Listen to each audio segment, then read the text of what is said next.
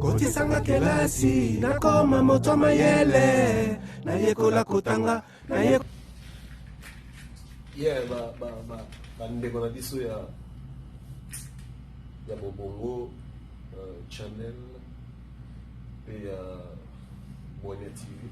Merci ndenge boza kolanda pe kosoutenir biso na makanisi oyo toza kokabola ya Bwania pe ya mayele nayi kolobela oyo ezali bisaleli ya motuya mpona molema na sola na bino na oyo etali courage ezali mpiko na lingala na okanisa lycée motema mpiko na okanisa bana lycée mpiko na lemba ba lycéenne.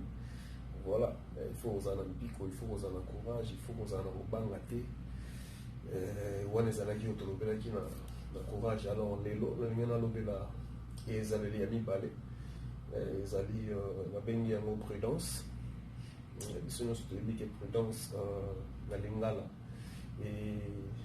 elakisi ekenge, mais sens oyo ya ezaleli ya motuya mpona molemo ya prudence oyo na kolobela lelo ezokende mingi na nzela ya Bwania oyo tokobenga sagesse kwa biso.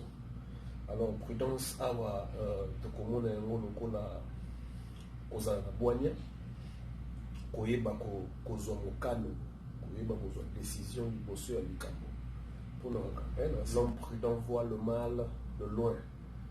Moto na Bwania, moto na ekenge amonaka babe na mosika. So capacité na biso wana, nguya na biso wana ya kozwa mokano, ya kozwa décision ntango tozalaka liboso ya likambo tokobenga ezaleli wana ezali prudence.